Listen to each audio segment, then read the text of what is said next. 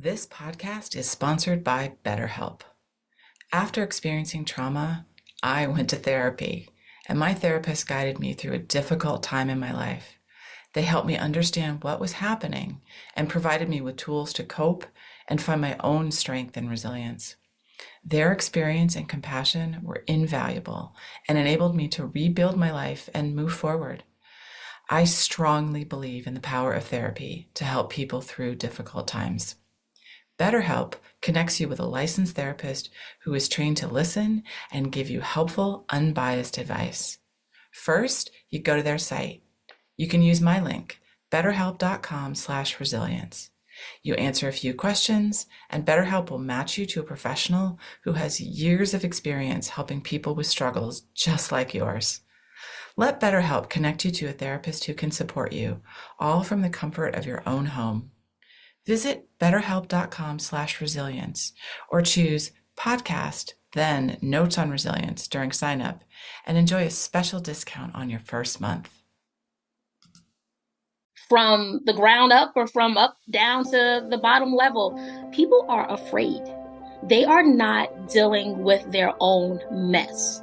And the more you go up in the corporate ladder, it seems that the more rigid you become, the more blocked you become, the less time you have to deal with you. You have to worry about so many things where you tend to not worry about you. We've lost touch of self. Hello, and welcome to Notes on Resilience. I'm your host, Manya Chilinsky. My guest today is Nyeesha Williams. She is a mental well-being expert, adjunct professor, humanitarian, author, life coach, a NAMI board member, and she has an unwavering commitment to mental health and mental well-being.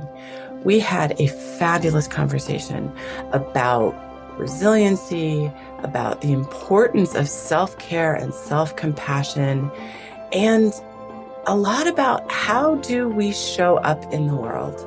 I hope that you enjoy this conversation as much as I did. And if you're listening on Apple Podcasts, please subscribe and leave us a review. And in the show notes, there's a link to a Google form. We would love your feedback, what you like about the podcast, maybe what you wish we'd do differently. Thanks for listening.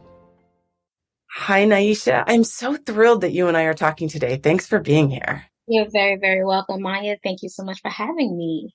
There's a question I ask all my guests before we get into the who are you question. And that is, if you could have any superpower, what would that be? Okay, so if you were to ask younger Nyeesha up until about 5 years ago, it would be telekinesis. That would be my superpower. Okay. But I think I've kind of manifested that power, and it's heavy.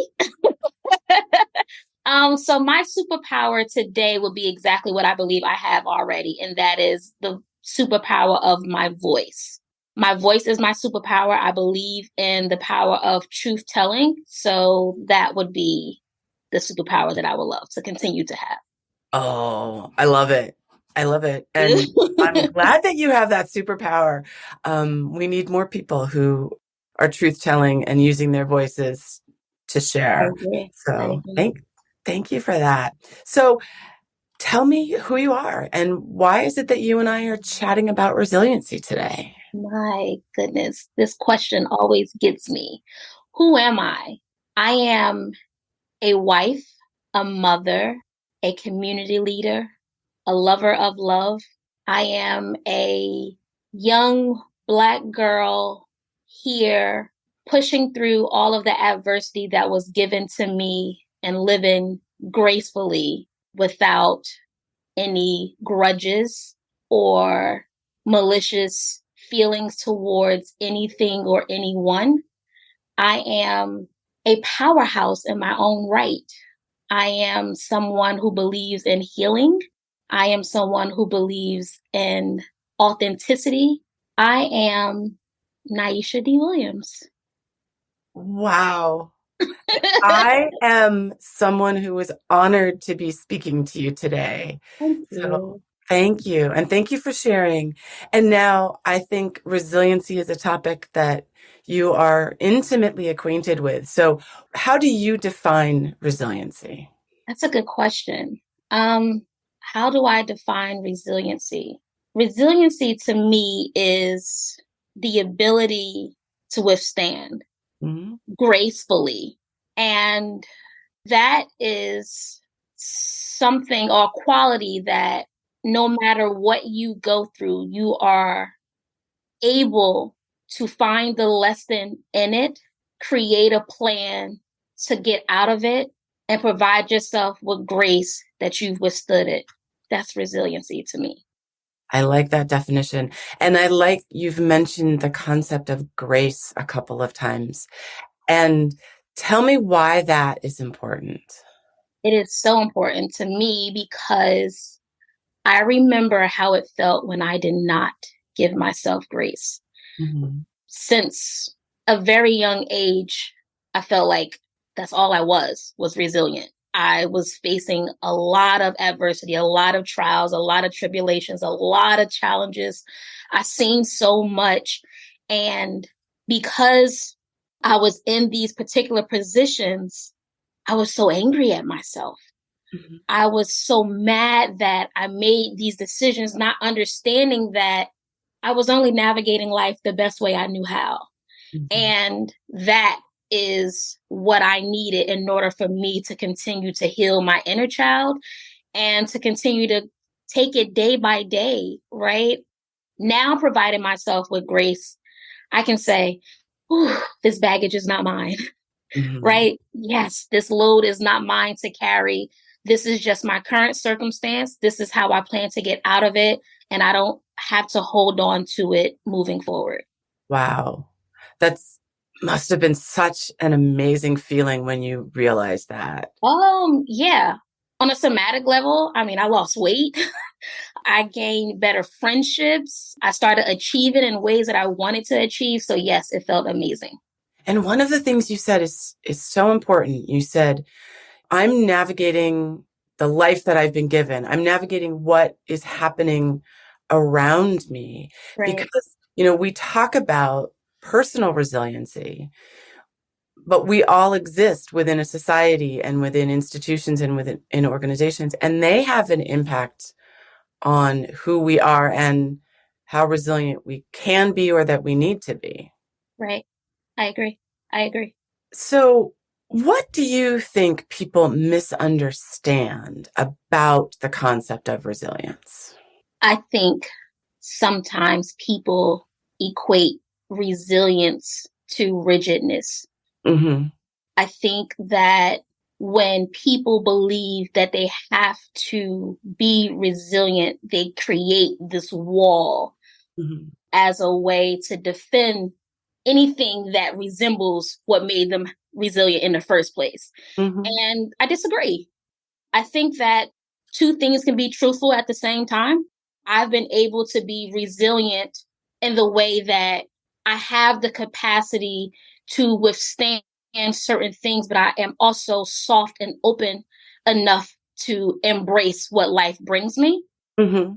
And I find that sometimes when people think about this word resilience, it kind of keeps them from living in the now or being in the moment. Yeah. Oh, that's interesting. In what way do you think that can keep people from living in the moment? I'll speak on what I found with myself. Okay. The misconception of resilience for me when I was younger, before I really made the decision to be diligent in my healing, I did not practice forgiveness. Mm-hmm. And that was me being what I thought was resilient. I'm going to create these non negotiables and these boundaries, but I really wasn't creating healthy boundaries, right? I was just saying, you look like, you sound like, you remind me of someone that hurt me. So I'm not even going to have a conversation. You look like, you sound like an institution or an organization that I am believed to not embrace. So I will not be in alignment. And that kept me from connecting to so many different people. And the Mm-hmm. moment I decided to forgive, not as a gift for other people, but for myself, I started to soften, and I can walk in these doors of places where I was told that I shouldn't. I can have conversations with people that I was raised to believe that I shouldn't be having conversations with. And I made powerful connections. And I've learned so much about people by choosing to really learn what resilience meant, really learn what forgiveness meant, and then really learn what connectivity was all about. Yes. As you were saying that, it's so human to want to push away somebody or something that reminds you of the Right. thing that hurt you. Right. And it takes a lot of work to move past that. It So does. I can imagine the kind of work that you have done. Now, you mentioned institutions. We've touched on this a little bit, but what do you think is the role of our systems, our institutions, society at large in, helping people be resilient and in not sort of squashing down people's resilience? That's a really good question. And I believe these institutions have to bring a humanistic side. Mm-hmm. I am a firm believer in storytelling and truth telling.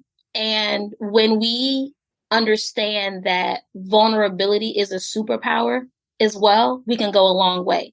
So these people behind these institutions that want to squash, like you said, versus creating safe spaces to unpack, to be truthful about their experiences, and then create a space where they can guide others that may have similar experiences, I think we can be in a better place.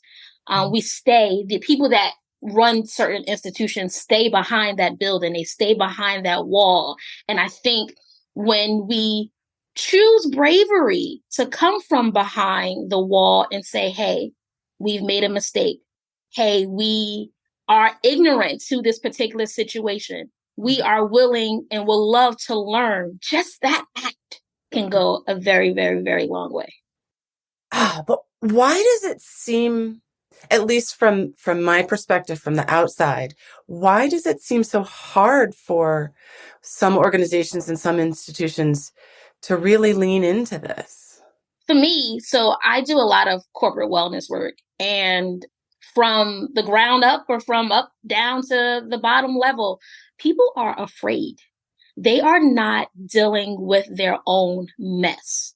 And the more you go up in the corporate ladder, it seems that the more rigid you become, the more blocked you become, the less time you have to deal with you, right? You have so much fluff that's going on. You got to worry about bylaws. You got to worry about branding. You got to worry about imagery. You have to worry about so many things where you tend to not worry about you.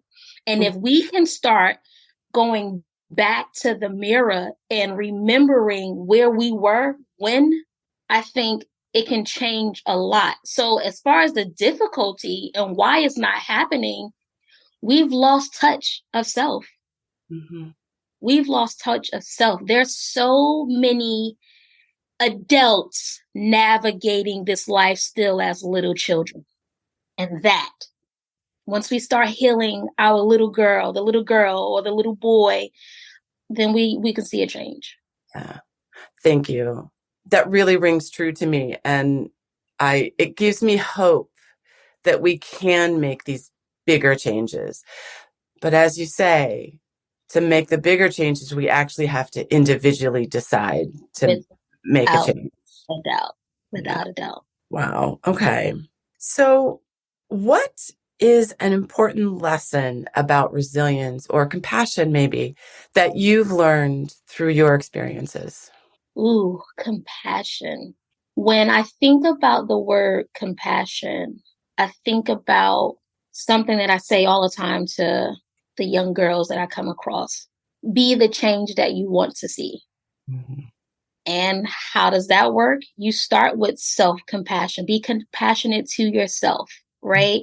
If you see that someone is having a hard time or there's a matter in which you have the strength, capacity, and power to assist in, be compassionate to that person or people in that situation And you will start to see that when you give to self and when you give to others in a way that you know to be true, it's like a ripple effect, right? You create a group that does it, then you can create city that does it, a community that does it, the state does it at large. And I think that, that's what comes to mind when I think about compassion. I found myself doing that growing up. Mm-hmm. And I think that that helped me a lot with breaking through some of the barriers that I've created for myself to remain compassionate, to move with care. Mm-hmm. And I think that that is something that I applaud my younger self for doing. And I hope that others understand the power in using this act. Yeah. Wow. And something that you said reminds me of a conversation I had with someone recently. You said to be compassionate when you have the ability to do that, because sometimes taking care of ourselves or the way that we show up in the world means we have to maybe not care about everything that's happening. And I know that sounds really cruel, but I was just speaking with a friend about, if you look at the news, there are a lot of really difficult things happening in a lot of places. And if you had compassion for all of them, or a deep level of caring about every one of these things, you wouldn't be able to do anything else. So it's finding that balance of having that compassion, having self-care, and also, still appreciating that other people are going through difficulties. How do you navigate that? Oh, simply, this is too much for me to carry. And Nyeesha, it's okay if you cannot carry this. As an empath, I feel everything. Everything. And I know that it seems like this is the wave. Everybody wants to say that they're an empath, but through and through, I feel it. I can sense it before someone can see it or before I can see it. And for a lot of years, I tried to help everyone, sit on every cause, to be there. And if something is going on, I mean, it was crippling to the point where I couldn't effectively show up, right? And that's similar to, I was raised in the inner city in New Jersey, and I made the decision to move my family from New Jersey to California, and no one understood it. How can you do this? How can you do this? You're leaving. You've built this community in your city and you're helping so many people. And in that moment, I knew that I was holding too much. I was witnessing too much. I was seeing too much.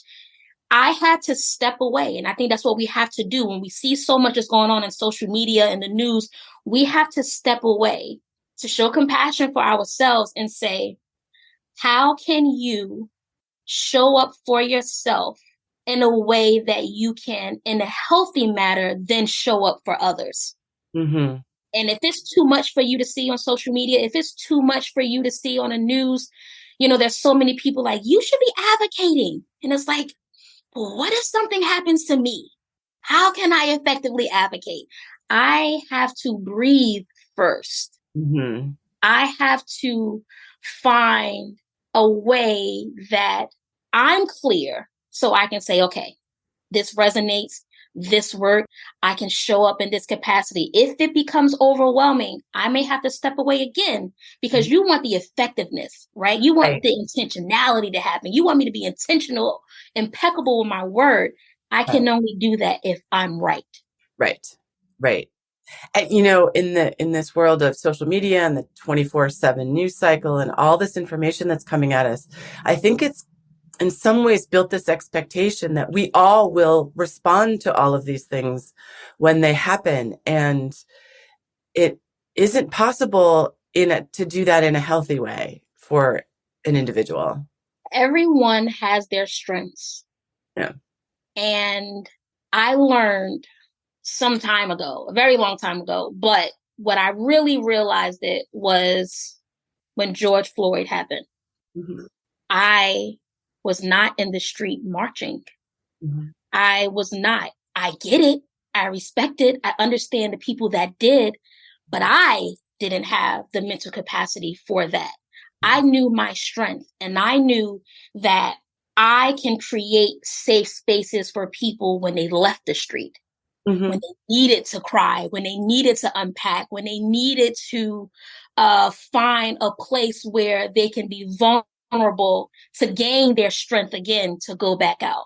And we have to understand, especially like you said, on this 24/7 cycle of news, some people just handle it differently. Yeah. That's it. I actually don't watch the news. I get the news of the big things. Eventually, you will hear something big enough that you need to know. But I realized, especially after the bombing, that it just was too much for me and to handle the other people's pain in the world. And I take it on too much. So to be healthy and to be able to do the work that I do, I have to build that barrier. And for the longest time, almost nobody I knew understood that. Wow. Wow. And with everything in life, I believe that some do understand it. I do. But I also feel that when you say I can't, it sounds like something different to them. And they're upset at the different, right? They're upset at what they hear, not what you're saying. Yeah, that's a great way to think about it. I believe that's what it is. When Manya says, I just cannot hold this. This is too heavy for me. Jason or Jessica, she heard something completely different and she's mad at what she heard. Yes. Manya is just trying to show up for herself, right? We are just trying to show up for ourselves because we want to show up for the world, but we also know that we have to do this first. Right. Yeah. And, more power to the people who can do the things like go to the rallies and march and do the signs. And I think that's great. That has never been me, but I'm so in awe of people that that's the way they want to show up in the world. Mm-hmm. And you're right what you're saying. There's room for all of us. We Yes. all have a role. It can be hard sometimes when somebody that you know or trust doesn't want to take the same role that you do. I think. And that goes back to compassion. How dare I force what I do upon you? Yeah. If this is not the role that resonates with you and it carries or it showcases your strength and it will keep you in a place where you get the job done, but you can still go home and be at peace. How dare I say, oh, this is what you should be doing, although this is a disservice to you. No. Yeah. My responsibility as a human is to create space for you and say, in what capacity can you show up? In what ways can you show up? How can I be of service for you so we can move as a collective? And you do the same thing for me. So we can execute, right? We can really create an impactful change. But if we're all doing the same thing, baby, what about the other barriers? Oh, somebody has to feed and support the people who are doing the hard thing. So. Yes.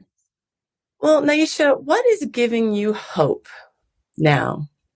What is giving me hope? That is a really good question. The pockets of goodness that I see.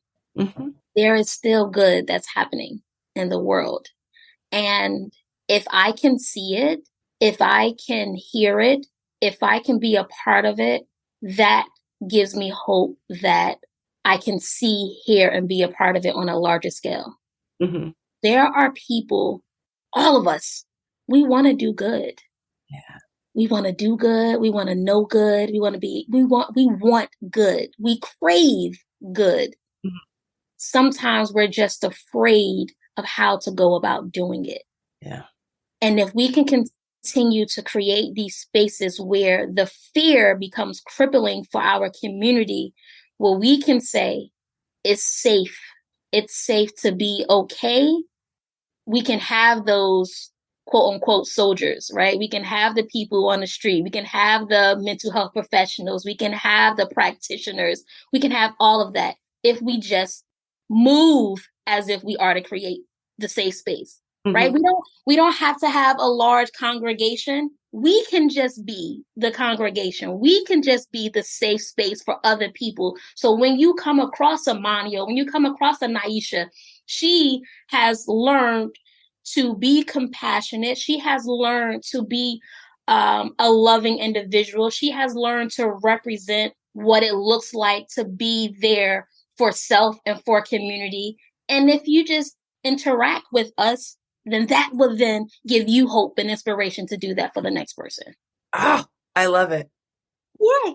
I want that to be my answer too.